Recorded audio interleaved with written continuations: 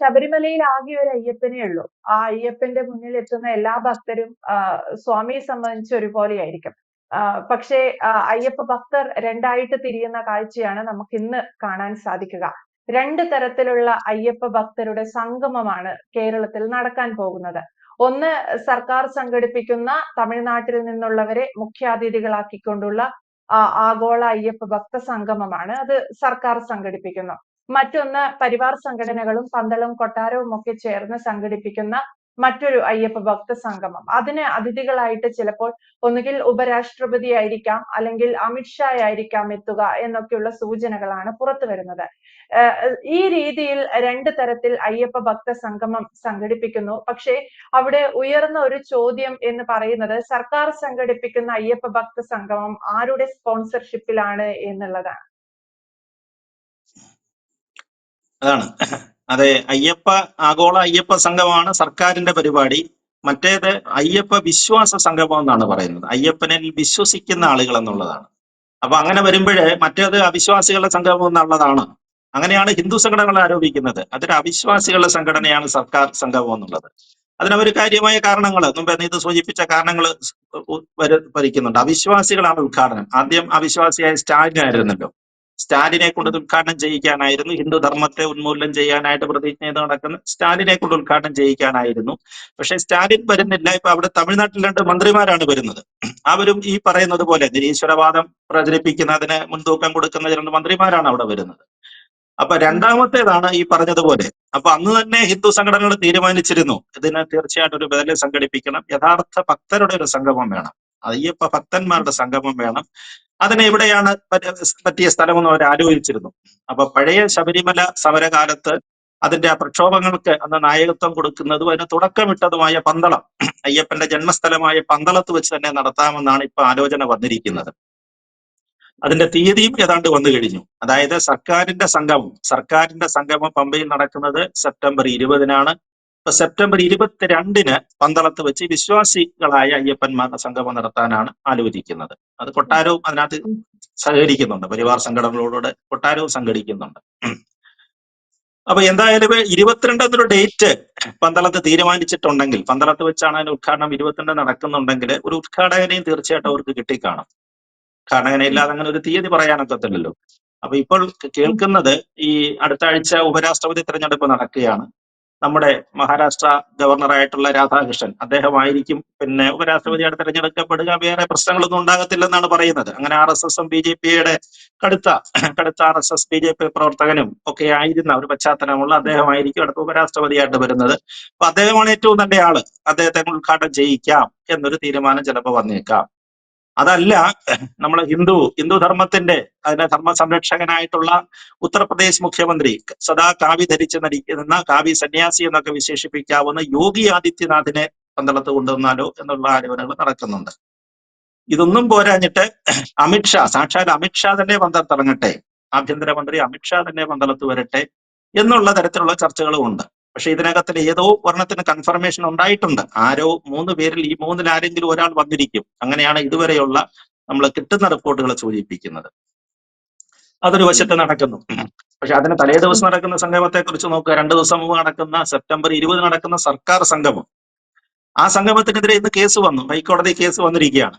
രാവിലെ 11 മണിക്ക് ആ കേസ് എടുത്തു കഴിഞ്ഞപ്പോൾ സർക്കാരിനോട് കോടതി ചില ചോദ്യങ്ങൾ ചോദിച്ചിരിക്കുകയാണ്. ഹൈക്കോടതി എന്നുള്ള ചോദ്യങ്ങൾ. ഒന്നാമത്തെ ചോദിച്ചിരിക്കുന്നത്, നിങ്ങൾ 3000 പേരെ സംഘടിപ്പിച്ചിട്ടാണല്ലോ പമ്പയിൽ വെച്ച് വലിയ സംഗമം നടത്തുന്നത്. അതിന് വേണ്ടിയിട്ട് വലിയ സംവിധാനങ്ങൾ ഒരുക്കണം. വിദേശത്തു നിന്നടക്കമുള്ള പ്രതിനിധികൾ വരികയാണ്. അപ്പൊ അവർക്ക് താമസിക്കുന്നതിനും മറ്റുള്ള AC കോട്ടേജുകളും മറ്റു സംവിധാനങ്ങളൊക്കെ വേണ്ടി വരും. വിദേശത്തു നിന്ന പ്രതിനിധികളല്ലേ. അപ്പൊ അങ്ങനെ വരുമ്പോൾ ഇതിനുള്ള ചെലവ് നിങ്ങൾ എങ്ങനെ കണ്ടെത്തും? അപ്പൊ അതിന് സർക്കാർ കൊടുത്ത വാദം ഇത് സ്പോൺസർഷിപ്പിലൂടെ കണ്ടെത്താമെന്നാണ്. അപ്പൊ ആരാണ് സ്പോൺസർ ചെയ്യുന്നത്? ഒരു സ്പോൺസർ നടപടി കൂടെ ചെയ്യേണ്ടതാണ്. ഭക്തജന സംഗമം എന്ന് പറയുന്നത് സ്പോൺസർഷിപ്പിൽ കൂടെ ചെയ്യേണ്ടതല്ലല്ലോ. സംഗമം നടത്തിയ ശേഷം ശബരിമലയുടെ വികസന കാര്യങ്ങൾ തീരുമാനിക്കാനാണെന്നാണല്ലോ സർക്കാരിന്റെ വാദം. അത് ശരിയല്ല. ഇനി അഥവാ അങ്ങനെ നടത്തുകയാണെങ്കിൽ, നിങ്ങൾ നടത്തിക്കോളൂ. അങ്ങനെ നടത്തുകയാണെങ്കിൽ അതിന് കൃത്യമായ വരവ് ചെലവ് കണക്കുകൾ തരണമെന്നാണ് പറഞ്ഞിരിക്കുന്നത്. അത് ശരിക്കും ബുദ്ധിമുട്ടിലാക്കുന്ന ഒരു പരിപാടിയാണ്, അല്ലേ?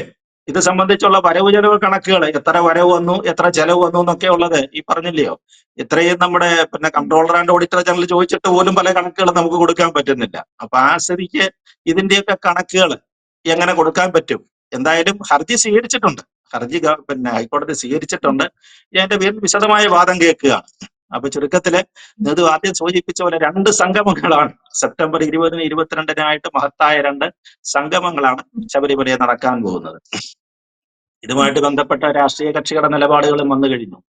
അപ്പൊ കഴിഞ്ഞ തവണ ഇതിനെതിരെ അയ്യപ്പ പിന്നെ വിശ്വാസികളെ വ്രണപ്പെടുത്തിയുന്ന സർക്കാരിന്റെ തീരുമാനമാണ് യുവതികളെ കയറ്റുന്നതിനകത്ത് ഞങ്ങൾക്ക് വിഷമമുണ്ടെന്നൊക്കെ പറഞ്ഞിട്ട് നാമജപ ഘോഷയാത്ര നടത്തിയ NSS സംഗമത്തിന് പ്രതിനിധികളെ അയക്കുമെന്നാണ് പറയുന്നത്. അവരുടെ കാര്യത്തിൽ പെട്ടെന്നൊരു മനംമാറ്റം വന്നിട്ടുണ്ട്. അവര് കഴിഞ്ഞ തവണ വളരെ കർശനമായ നിലപാടെടുത്ത നായർ സർവീസ് സൊസൈറ്റി അവര് നിശബ്ദമായ നാമജപങ്ങളും കാര്യങ്ങളൊക്കെ നടന്ന പ്രക്ഷോഭങ്ങളിലൊന്നും അവർ പങ്കെടുത്തിരുന്നില്ല. എങ്കിൽ പോലും അവരുടെ നിലപാട് വലിയ നിർണായകമായിരുന്നു ഇക്കാര്യത്തിൽ. സർക്കാരിനെതിരായിരുന്നു അവരുടെ നിലപാട്. പക്ഷെ ഇപ്രാവശ്യം അവരുടെ നിലപാട് മാറ്റിയിരിക്കുന്നു. അവർ പറയുന്നു ഞങ്ങൾ പ്രതിനിധികളെ അയക്കാം, സംഗമത്തിൽ പ്രതിനിധിയെ അയക്കാം. SNDP അതുപോലെ തന്നെയാണ്. SNDP പണ്ടും ഇതിനെ എതിർത്തിരുന്നില്ല, അത്തരം കാര്യങ്ങളൊന്നും അവരില്ലായിരുന്നു. ഒരു അനുകൂല നിലപാട് തന്നെയായിരുന്നല്ലോ. അതിന്റെ പിന്നീട് വന്ന സംഘടനകളിലേക്ക് നേതാവായിട്ട് ശ്രീ വെള്ളാപ്പള്ളി നടേശനും വരിക നവോത്ഥാന നായക നേതൃത്വം അദ്ദേഹത്തിന്റെയൊക്കെ ആയിരുന്നല്ലോ. അതാണ് രണ്ടാമത്തെ നിലപാട്. അപ്പൊ ഇവർ രണ്ടുപേരും അനുകൂലമായിട്ട് കിട്ടിയിട്ടുണ്ട്. അപ്പോഴാണ് കോൺഗ്രസിന്റെ നിലപാട്, UDFന്റെ നിലപാട് നമ്മൾ നോക്കണമല്ലോ. UDF അങ്ങോട്ട് പോകുന്നു, പ്രധാന കക്ഷിയായ UDFന്റെ നിലപാട് എങ്ങനെയാണെന്നുള്ളത് അത് ഇന്നലെ പറയാം. അത് ഇന്നലെ പ്രഖ്യാപിക്കുമെന്നായിരുന്നു ആദ്യം തീരുമാനിച്ചിരുന്നത്. ഇന്നലെ വൈകുന്നേരം 7 മണിക്കോ 8 മണിക്കോ ഒരു ഓൺലൈൻ മീറ്റിംഗ് ഉണ്ടായിരുന്നു. അവിടെ വെച്ച് തീരുമാനം എടുക്കാമെന്നായിരുന്നു അവർ കരുതിയിരുന്നത്. ഇതിനിടയ്ക്ക് ചില പ്രശ്നങ്ങൾ, ചെറിയ കൊനഷ്ട പണികളൊക്കെ അവിടെ നടന്നു എന്നാണ് പറയുന്നത്. കൊനഷ്ട പണി എന്ന് പറഞ്ഞാൽ അവിടുത്തെ ഒരു തിരുവിതാംകൂർ ഒരു കൊളോക്കിയൽ പ്രയോഗമാണ്. ഈ തീരുമാനമൊക്കെ വരുന്നതിന് മുമ്പ് നമ്മുടെ പ്രതിപക്ഷ നേതാവ് VD സതീശൻ ദുബായിലായിരുന്നു. അദ്ദേഹം തിരുവനന്തപുരത്തെത്തി വീട്ടിലെത്തി. കന്റോൺമെന്റ് ഹൗസ്, അദ്ദേഹത്തിന്റെ ഔദ്യോഗിക വസതിയായ പേര് പ്രത്യേകം ഒന്ന് മനസ്സിൽ കുറിക്കേണ്ടതാണ്. ഔദ്യോഗിക വസതിയായ കന്റോൺമെന്റ് ഹൗസിൽ ഉണ്ട് അദ്ദേഹം. ആ സമയത്താണ് തിരുവിതാംകൂർ ദേവസ്വം ബോർഡിന്റെ പ്രസിഡന്റ് ശ്രീ പ്രശാന്ത് അയ്യപ്പന്റെ ചിത്രം ആലേഖനം ചെയ്ത ഈ ക്ഷണപത്രികയൊക്കെ ആയിട്ട് ഉണ്ടായിരിക്കും എന്നാണ് തോന്നുന്നത്. അയ്യപ്പന്റെ പേരിലുള്ളതായതുകൊണ്ട് അയ്യപ്പന്റെ ചിത്രം ഉണ്ടാകുമായിരിക്കാം. എന്തായാലും ഈ ക്ഷണക്കത്തും ഒക്കെ ആയിട്ട് ഇന്നലെ കന്റോൺമെന്റ് ഹൗസിലേക്ക് ചെന്ന സമയത്ത് പ്രതിപക്ഷ നേതാവ് അദ്ദേഹത്തിന് മുഖം കൊടുത്തില്ല. അദ്ദേഹത്തെ ഇറങ്ങി കാണാൻ തയ്യാറായില്ല. ഇങ്ങനെ വന്നെന്നുള്ളത് സെക്രട്ടറി അറിയിച്ചു. VD സതീശന്റെ സെക്രട്ടറി അറിയിച്ചെങ്കിലും അദ്ദേഹം ഇറങ്ങി വന്നില്ല. ആ ക്ഷണക്കത്ത് സെക്രട്ടറി ഏൽപ്പിച്ചിട്ട് ദേവസ്വം പ്രസിഡന്റ് പ്രശാന്ത് അവിടെ മടങ്ങുകയാണ് ചെയ്തത്. അതിപ്പോ വലിയ ഇഷ്യൂ ആയിട്ടുണ്ട്. അതും ഒരു വലിയ ചർച്ചാ വിഷയമായിട്ടുണ്ട്. അതിൽ അവർ പറയുന്നത് ഇത് സർക്കാർ ഒരു പരിപാടി, അല്ലെങ്കിൽ സർക്കാരും ദേവസ്വം ബോർഡും കൂടെ ചേർന്ന് നടത്തുന്ന ഒരു പരിപാടിക്ക് പ്രതിപക്ഷ നേതാവിനെ ക്ഷണിക്കണം. അത് ന്യായമായ കാര്യമാണ്.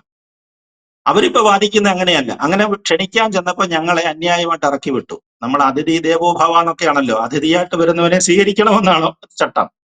പക്ഷെ അത് സതീശൻ പറയുന്നത് അതെന്റെ വീട്ടിൽ വരുമ്പോ വന്നാൽ പോരെ എന്നുള്ളതാണ് ചോദിക്കുന്നത്. അവരുടെ ഭാഗത്തെ വാദം അങ്ങനെയാണ് വരുന്നത്. ഇപ്പൊ പറവൂരിലെ എന്റെ വീട്ടിലാണ് ക്ഷണിക്കാൻ വരുന്നതെങ്കിൽ ന്യായമുണ്ട്. ഇത് സർക്കാർ മന്ദിരമാണ്. ഇപ്പൊ VD സതീശന് പിന്നെ പട്ടയം കിട്ടിയ ഭൂമിയല്ലല്ലോ, പട്ടയം കിട്ടിയ വീടോ ഭൂമിയോ അല്ല കന്റോൺമെന്റ് ഹൗസ് എന്ന് പറയുന്നത്.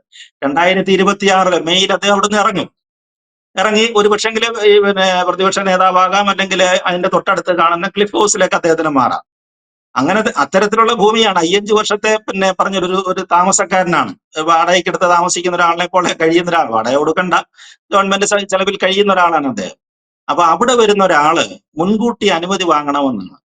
അങ്ങനെയാണ് അവരുടെ ഒരു വാദം വരുന്നത്. ദേവസ്വം ബോർഡ് പ്രസിഡന്റ് മുൻകൂട്ടി അനുമതി വാങ്ങാതെയാണ് അവിടെ വന്നത്. സതീശൻ പ്രതിപക്ഷ നേതാവല്ലേ, അദ്ദേഹത്തോടെ കഴിയുമ്പോൾ അദ്ദേഹം അവിടെ ഉണ്ടോ, ഞാൻ അങ്ങോട്ട് വരികയാണ് എന്നൊക്കെയുള്ളൊരു മര്യാദ കാണിക്കണമായിരുന്നു. പക്ഷെ അവര് പറയുന്നത് ഇതിനകത്തൊരു അതിബുദ്ധി ദേവസ്വം ബോർഡ് പ്രസിഡന്റ് കാണിച്ചു എന്നാണ് പറയുന്നത്. കാരണം UDF തീരുമാനം എടുക്കാനിരിക്കുന്നതേ ഉള്ള സമയത്ത് അതിന് നേരത്തെ തന്നെ, അതിന് 2, 3, 4 മണിക്കൂർ മുമ്പ് ദേവസ്വം ബോർഡ് പ്രസിഡന്റ് അവിടെ ചെന്നത് അതിനകത്തിൽ ഒരു ട്രാപ്പ് ഒരുക്കിക്കൊണ്ടാണെന്നാണ് അവരുടെ വാദം. ശരിയാണോ തെറ്റാണോ നമുക്കറിയത്തില്ല. അതുകൊണ്ടാണ് അദ്ദേഹം കാണാതിരുന്നതെന്നാണ് പറയുന്നത്. അതുകൊണ്ടാണ് PS പ്രശാന്തിനെ ദേവസ്വം ബോർഡ് പ്രസിഡന്റായിട്ടൊന്നും കാണാൻ പറ്റത്തില്ല. ഔദ്യോഗിക വസതിയിൽ ഔദ്യോഗിക ക്ഷണിക്കാൻ ചെല്ലുമ്പോൾ പഴയ നെടുമങ്ങാട്ടെ ഒരു കോൺഗ്രസ്സുകാരൻ പ്രശാന്ത് അങ്ങനെയായിരുന്നല്ലോ, കോൺഗ്രസ് പാർട്ടിയിലായിരുന്നല്ലോ, നെടുമങ്ങാട്ട് മത്സരിക്കുകയൊക്കെ ചെയ്തിട്ടുണ്ട്. അവിടെ നിന്ന് പിന്നീട് LDFിലേക്ക് മാറിയ ആളാണ്. പിന്നീടാണ് ദേവസ്വം ബോർഡ് പ്രസിഡന്റ് സ്ഥാനം കിട്ടുന്നത്. അപ്പൊ സതീശന്റെ നിലപാട് അതാണ്. സതീശൻ അത് പറഞ്ഞു കഴിഞ്ഞു അല്ലേ? അങ്ങനെയുള്ളപ്പോൾ നിങ്ങളെ ദേവസ്വം ബോർഡ് പ്രസിഡന്റ് ആയി കാണാൻ പറ്റത്തില്ല എന്നുള്ളതായിരിക്കാം. നിങ്ങളെ പഴയ നെടുമങ്ങാട്ടെ കോൺഗ്രസ്സുകാരനായിട്ടേ എനിക്ക് കാണാൻ പറ്റത്തുള്ളൂ. പ്രതിപക്ഷ നേതാവിന്റെ സ്ഥാനത്തിരിക്കുന്ന ഞാന് നിങ്ങൾ ഇറങ്ങി കാണേണ്ട കാര്യവുമില്ല. അങ്ങനെയായിരിക്കും ഒരു പക്ഷെങ്കിൽ അദ്ദേഹം ചിന്തിച്ചതെന്ന് നമുക്ക് തോന്നുന്നു. എന്തായാലും യു ഡി എഫിന്റെ നിലപാട് ഇന്ന് വന്നു കഴിഞ്ഞു. ഇന്ന് രാവിലെ പത്രസമ്മേളനത്തിൽ കൂടെ വി ഡി സതീശനത്തെ പ്രഖ്യാപിച്ചു കഴിഞ്ഞു. അവര് പറഞ്ഞില്ലേ, ഈ 20-ാം തീയതി നടക്കുന്ന സംഗമത്തെ എതിർക്കത്തില്ല, പക്ഷെ അനുകൂലിക്കത്തുമില്ല. എതിർക്കുകയുമില്ല, അനുകൂലിക്കുകയുമില്ല. അങ്ങനെയാണ് നിലപാടെന്നാണ് പറയുന്നത്. നമ്മൾ പണ്ട് NSSന് ഇങ്ങനെ ഒരു നിലപാടുണ്ടായിരുന്നു. രാഷ്ട്രീയ തെരഞ്ഞെടുപ്പൊക്കെ വരുമ്പോൾ അവർക്ക് സമദൂരം എന്നാണ് ഈ സിദ്ധാന്തത്തെ അവർ വിളിക്കുന്നത്. ഞങ്ങൾ അങ്ങോട്ടും ഇങ്ങോട്ടും 50-ലും 50-ലും ഇതിന്റെ നടുക്ക് കയറി നിൽക്കുമെന്നാണ് പറയുന്നത്. പക്ഷെ തെരഞ്ഞെടുപ്പിൽ വോട്ട് ചെയ്യുമെന്ന് ചോദിച്ചു കഴിഞ്ഞാൽ വോട്ട് ചെയ്യും. അത് ആർക്കാണ്, അത് അവരുടെ ഇഷ്ടം പോലെ ചെയ്യാമെന്നാണ് പറയുന്നത്. അപ്പൊ അങ്ങനെ ഒരു നിലപാടാണ് ഇപ്പൊ കോൺഗ്രസ് എടുത്തിരിക്കുന്നത്. എതിർക്കുകയുമില്ല, അനുകൂലിക്കുകയുമില്ല. അത് ബുദ്ധിപരമായ ഒരു നിലപാടാണ് കേട്ടോ. നിസ്സാരമായിട്ട് നമുക്കതിനെ ഇതിനൊക്കെ തോന്നാമെങ്കിലും ഞങ്ങൾ NSSന്റെ നിലപാടിനൊപ്പമാണെന്ന് വേണമെങ്കിൽ അതിനെ വ്യാഖ്യാനിച്ചെടുക്കാം. അതല്ലെന്നുണ്ടെങ്കിൽ പണ്ടും ഇങ്ങനെയായിരുന്നു. പണ്ടും നിലയ്ക്ക് ശബരിമല പ്രക്ഷോഭകാലത്ത് എങ്ങനെയായിരുന്നു? NSS കോൺഗ്രസ് അങ്ങനെ പ്രത്യേകിച്ച് നിലപാടൊന്നും ഉണ്ടായിരുന്നില്ല. CPM എങ്ങനെയെങ്കിലും വനിതകളെ നമ്മൾ പറഞ്ഞില്ലയോ, ഇല്ലെന്നുണ്ടെങ്കിൽ കോട്ട ലക്ഷ്യം വരുമെന്നോ അല്ലെങ്കിൽ പിണറായി സർക്കാർ ആപത്തിലാവുമെന്നോ ഒക്കെ കരുതുന്ന മട്ടിലാണ് വനിതകളെ വനിതകളെ രാത്രിയിൽ അവിടെ കൊണ്ടുപോയത്. വളരെ ധൃതിയായിരുന്നു അവർക്ക് വനിതകളെ അവിടെ കയറ്റുന്നതിനായിട്ട്. പക്ഷേ BJP RSS സംഘടനകളെ സംബന്ധിച്ചിടത്തോളം അവർ തടയാനായിരുന്നു. അതാണല്ലോ പ്രക്ഷോഭത്തിലേക്ക് നയിച്ചത്. ആ സമയത്ത് കോൺഗ്രസിന്റെ ഇതുപോലെ തന്നെയായിരുന്നു. അവരന്നും സമദൂരമായിരുന്നു. അവരവിടെയുമില്ല ഇവിടെയുമില്ല, ഞങ്ങൾ ഇതിന്റെ രണ്ടിന്റെ ഇടയ്ക്കാണ് നിൽക്കുന്നത് എന്നുള്ളതാണ്. അതുകൊണ്ടാണ് അവർക്ക് നേട്ടമുണ്ടായി അല്ലേ? ആ പാർലമെന്റ് തെരഞ്ഞെടുപ്പിൽ അവരുടെ 19 സ്ഥാനാർത്ഥികൾ വിജയിക്കുകയും ചെയ്തു. ആ ഒരു സ്ട്രാറ്റജി ആയിരിക്കും ഒരു പക്ഷേ കോൺഗ്രസ് എടുക്കാൻ പോകുന്നതെന്ന് തോന്നുന്നു. എന്തായാലും ഈ സംഗമങ്ങൾ വരട്ടെ. ഇപ്പൊ 1-ആയി 2-ആയി, ഈ 2 സംഗമങ്ങൾ കൊണ്ടെങ്കിലും തീരട്ടെ. നമ്മൾ പറഞ്ഞില്ലേ, പ്രശ്നങ്ങളും വഴക്കുകളും ഒന്നും ഉണ്ടാകാതെ ഈ ശബരിമല തീർത്ഥാടന കാലം സുഗമമായി തീരാൻ അയ്യപ്പൻ അനുഗ്രഹിക്കട്ടെ എന്ന് മാത്രമേ നമുക്ക് പറയാൻ സാധിക്കുകയുള്ളൂ.